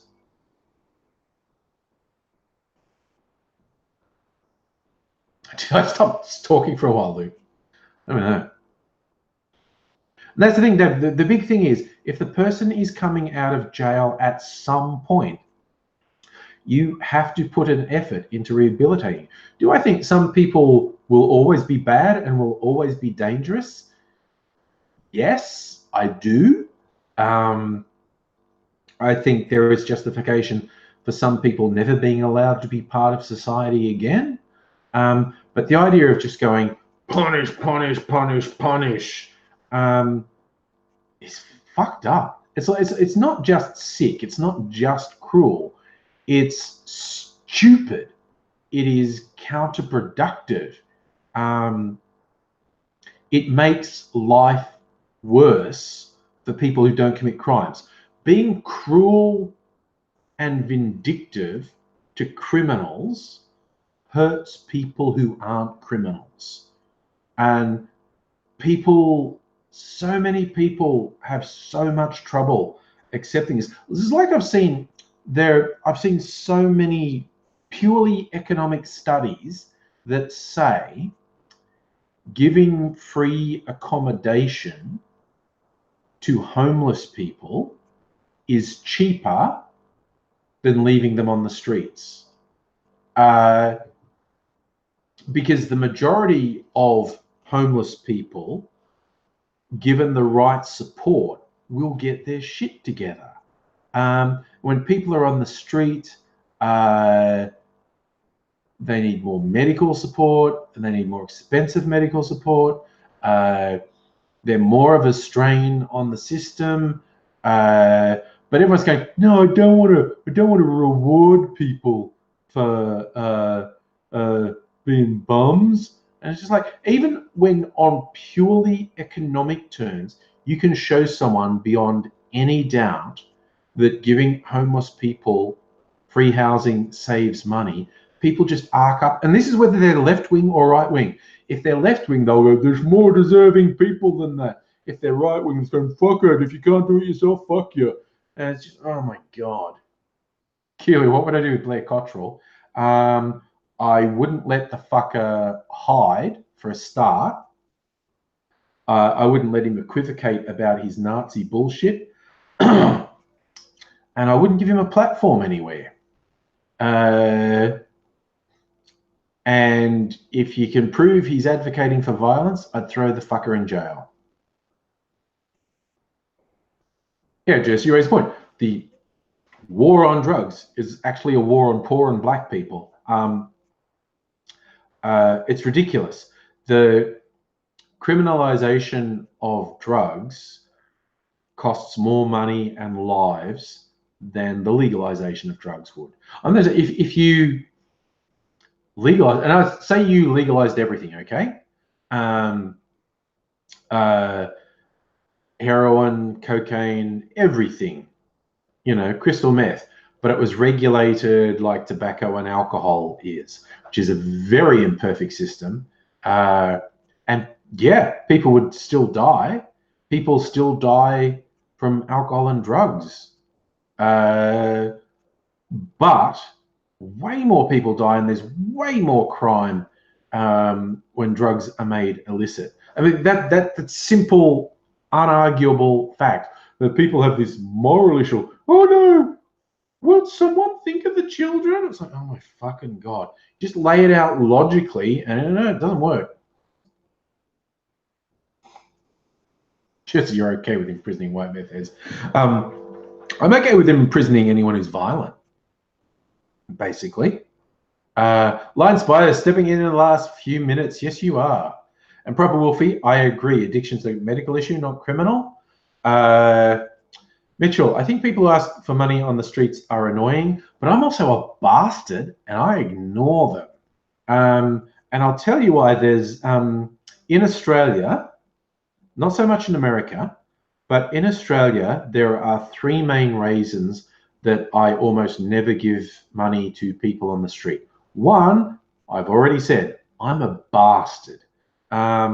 Two, I believe we have sufficient social support networks that in the vast majority of cases, they don't need to be asking for this money. It's just an easy thing to do. And three, there are occasions where I have given people on the street money, and every single time when I've given them money, they treated me like a soft touch and asked me for more. Oh, it's there for $5. I'm like, I'm giving them $5. And it's like, oh, do you have any more? And it's like, no, fuck off. Now I want to take back what I've already given you because that's fucking annoying. That's me being an asshole, quite honestly, because I could spare it. Luke, have I bought the big issue ever? Yes. I don't buy it regularly. Jesse, you've got to go buy. I don't buy the big issue regularly because I don't usually read it when I get it. But there's a couple of, one guy in particular, there's one big issue seller in Melbourne when I was working in the city. He had his regular corner and it was near where I was working. So I'd pass him usually every day, often multiple times a day. So we always say hello because he just got used to me. So I'm always friendly to big issue sellers. But I don't buy it often because I don't read it often. But I have bought it, and even when I don't buy it, I'm always friendly to big issue sellers. I tell you who I'm not friendly to? Charity muggers. They just shit me. And I suppose it's not really their fault because they're told to do those things. But that thing with the charity muggers where they do that thing where they act like they want to be your friend and they're abusing fucking social conventions and making you feel rude by going, fuck off, chugger, you're not getting my money. They just make me angry because they're lying and abusing social conventions. And sorry, this started off. This is Yoga Mysterious. I'm going to quietly come in and put some things in the sink and then drop them at the last second. It's like, whoops. It's just real. He was stealthily coming in, putting his dinner plates in the sink, and then he just misjudged it at the end and dropped it. I miss foxification. Yeah, chuggers, we all agree. Megaleech, what's the big issue? It's a magazine. I think it originally started in the UK. Kind of might have been started by Richard Branson, I don't know. But it's a service where people who are either long-term unemployed or homeless or in insecure homing or all of the above are given the opportunity to earn some money by selling this magazine, The Big Issue. And there are some good articles in The Big Issue. There's no two ways about it. And I think it's a 50-50 split between The Big Issue and the seller.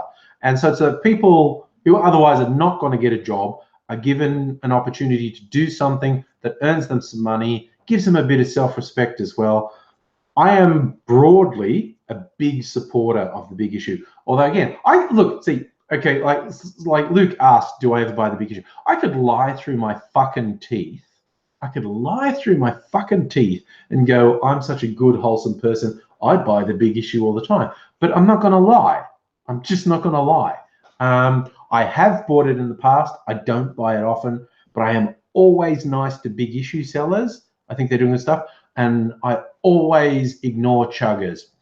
And on occasion, when they get in my face, I tell them to fuck off. Because I fucking hate that exploitation, that exploiting social niceties. They're acting like they want to be your friend, and all they want is your money. And if they were a bit more honest, I'd be a bit more okay. But they act like they don't want your money. They just want to be your friend. And I'm like, fuck off. Just fuck off. There you go. Look, you sell The Big Issue. I think The Big Issue is broadly positive. Someone would probably come up with some negative about The Big Issue. People could always find something negative. Don't often buy The Big Issue. Have bought it. Always nice to big issue sellers though. Because they all have their own style, and it's interesting to see the different ways they do it. But I will always be nice to a big issue seller, even though I rarely buy it, and I will always fucking ignore a chugger, and if they get in my face, I'll tell them to fuck off. And yes, but yeah, musical elevator, I place people handing out how to vote cards at polling booths on exactly the same level as chuggers. Walk in there and they go, I'm not a fucking moron. I know how to vote, okay? Fuck off. I don't actually say that. I will just say, I know what I'm doing, okay? Or occasionally, and this is my childishness. This is my childishness and spitefulness. I might go into a polling booth and go, ooh, a Labour person, I'll take yours. Ooh, a Green, I'll take yours. Ooh, a Liberal plate. Fuck off, I don't want yours. I do actually do that. I will actually do that. I will deliberately take one from Labor, take one from the Greens, and the Liberal goes, do you want mine too? No, I really don't. I really don't. No. Which I fully admit is childish and spiteful, but I just like to do that sometimes. I don't bin them, and Mrs. Angry does this too. After coming back out of the polling booth, give it back to the people. Go, thank you, I voted now. Take that back. Let's recycle. Let's do that. Use it again. Give it back to you. So never let it be said that I am some higher plane elevated human. I am very spiteful and am prone to very childish behavior. So yeah, there's a thing, like, you know, I always do. I try to be honest. There are so many opportunities for me to lie and big note myself and act like I'm better than everyone else. But if I do, you know, if I fail a bit in my lefty ideals, I'll admit to it. If I act like a shithead, I'll try to admit to it. if I'm shallow and childish and spiteful, I'll try to admit to it. Yeah. I tend to ignore people who are handing out random promotional flyers in the city, but I do love it sometimes if you're around train stations, particularly busy train stations. They're giving away free samples of something. It's like, oh yes, I have no idea what this product is, or if I want it or like it, but it's a product and you're giving it away, so I want it. You know, whether it's a drink or a snack or, you know, God knows what. It's like, ah, yes, you're giving something away. I want it. It's like when you go to Costco and they're doing the samples thing. Some people get friggin' crazy about, they're going to fight for this tiny free sample or something. It's just like, honestly, while I did want to try that, like, life's too short to get in a friggin' fight over this free sample that's this big. I'm just gonna. That's the thing with Foxification. Yes, the fucking racists and the ultra-rightists and the bigots who won't just fucking own what they're doing. And it's so obvious what they're doing. You go, oh, you call everyone a bigot and everyone a racist. It means like, no, I actually only call people who are racist and bigots and misogynists and homophobes. I only say that with evidence. My God. I know, like, what's Henry Dean? Henry Dean in Central has free samples sometimes. Ugh. I'm just looking at catching up with things like, hurry, you don't see it, Spencer Street. Sometimes, let's see, I have seen giveaways at Southern Cross on Spencer Street, Melbourne, and giveaways at Flinders Street. They're the two main ones. Sometimes in Melbourne Central. Oh, Natalie, Krispy Kreme giving out free donuts. This is weird trivia, like way back, like 20 years ago. Oh my God, I'm old. I'm thinking about a thing I did 20 years ago. My ex, she had family in Las Vegas, cousins in Las Vegas, and we visited them. And in Las Vegas, they're really serious about the food and drinks. Like, everyone wants to compete. Like, oh, we won the vote for the best margarita in Las Vegas. We won the vote for the best burrito in Las Vegas. And you bring up Krispy Kreme, donuts. When Krispy Kreme first landed in Vegas, what they did, they baked thousands of donuts, put them in their big boxes with a dozen burgers. I said burgers because Megalich is just mentioning burgers and it distracted me. A dozen donuts, and they just went to all the offices and just reception just went, here, have some free donuts. They're from Krispy Kreme, try them. And they gave away thousands and thousands and thousands of dollars worth of donuts, and it was the most effective advertising ever. Because there's a certain person who finds Krispy Kreme very tasty. I don't mind Krispy Kreme. Some people find it very tasty. And they gave away all these free samples. So thousands of people who never would have tasted a Krispy Kreme got one for free. And they went, I like these. I'm getting some of these. And it was a far more effective advertising campaign than actually advertising. It shows belief in your product. And although it would have cost them a lot to do this, it would have cost them thousands and thousands of dollars. But just advertising in a newspaper or a magazine cost you thousands of dollars, and it was way more effective. And it solidified Krispy Kreme as the most popular donut in Vegas, which is a big deal. Musical elevator, you had a new flight plan utility. Oh, you make the same mistake as me. You only use a 20-year-old one from 1998. Yeah. No, I always just lose track of, wasn't 2000, 10 years ago? How are people born, like young Mr. Angry, who just, thinking he was born, I never forget how old he is, because he was born in 2000. So he's about to have his 19th birthday. How are people who were born in 2000 legal to vote and go into pubs now? Oh my God. Oh my God. Sorry, David. I just saw the travesty. There's a report of some women eating pie with a spoon at the footy. Oh my God. Oh my God. Yeah, see, David, we're the same fucking vintage. Actually, I think we're literally born the same year, actually. Probably for you 25. Yeah. No, you hang out with my kids. You're in the same generation as my kids. Meatpies, that's like Donald Trump eating a pizza with a knife and fork. What's that about? Honestly, what's going on there? Oh my goodness. Natalie's 33 tomorrow. Another happy birthday for her. See, this was a Costco-sized bottle of Captain Morgan.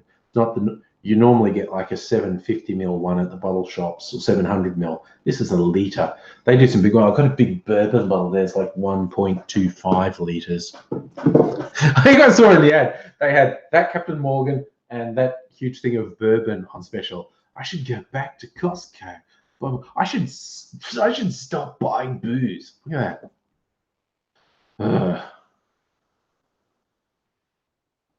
that. Line Spider, your second eldest turned 18 in time for elections. Yeah. Young Mr. Angry is voting in his first elections this year.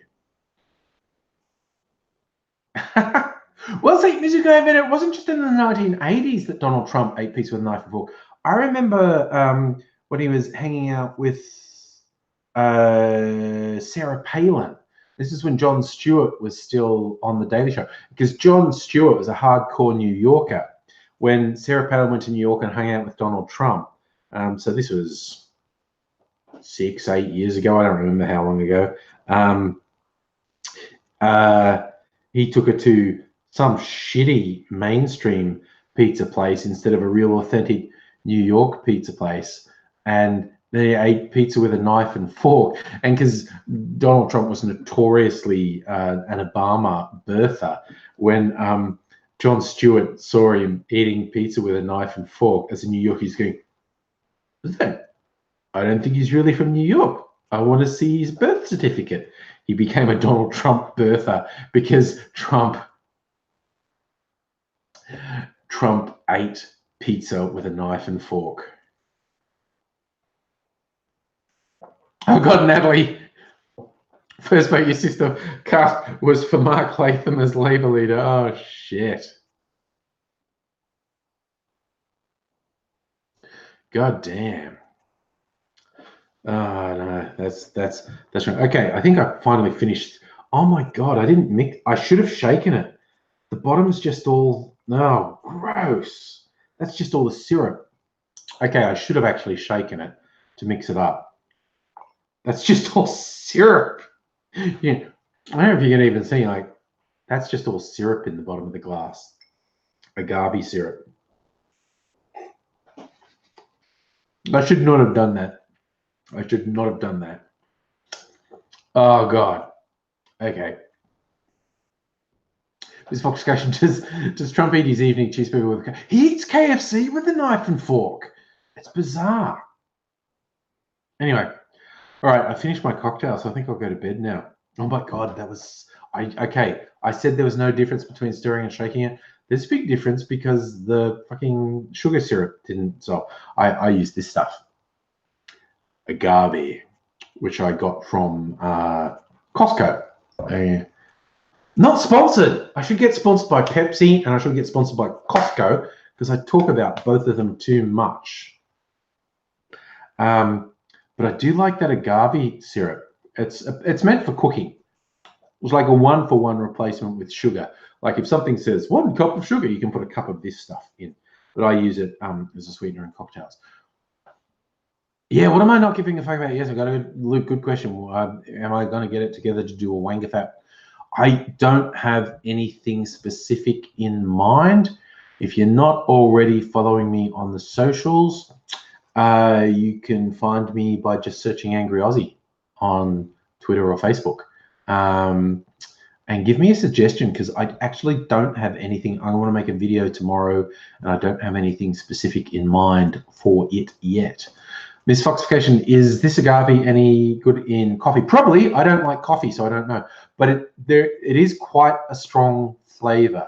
It tastes, for an Australian, it tastes almost like golden syrup. Doesn't taste like honey, but it tastes much more like golden syrup.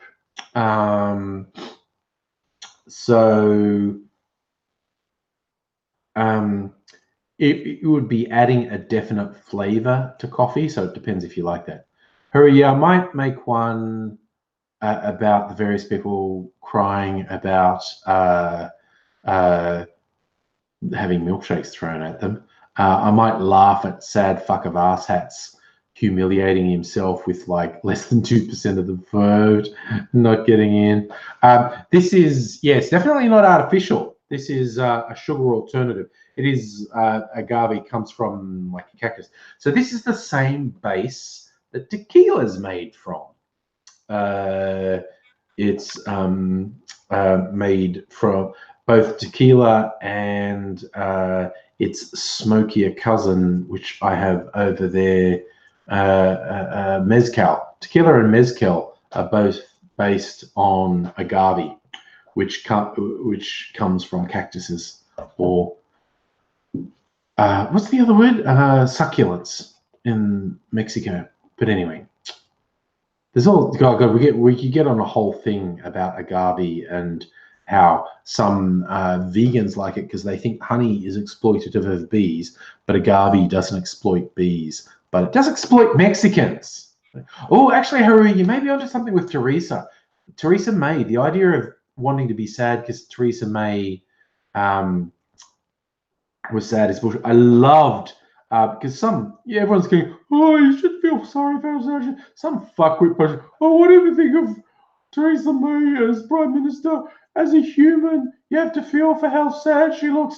And someone showed what a fucked attitude that was by posting a picture of Thanos looking sad with exactly the same caption. Oh, whatever you think about Thanos as Overlord of the Universe, as a human, you have to feel bad for him. It's just like, fuck the idea of feeling sorry for people who oversaw policies that fucked over so many people. Absolutely ridiculous. But anyway, thank you, wonderful people. Thank you, one and all, for spending time with me. As always, I have thoroughly enjoyed your company. You're awesome people. I hope to see you again. So yeah, I'll try and do a video tomorrow for Wanker Fat Wednesday.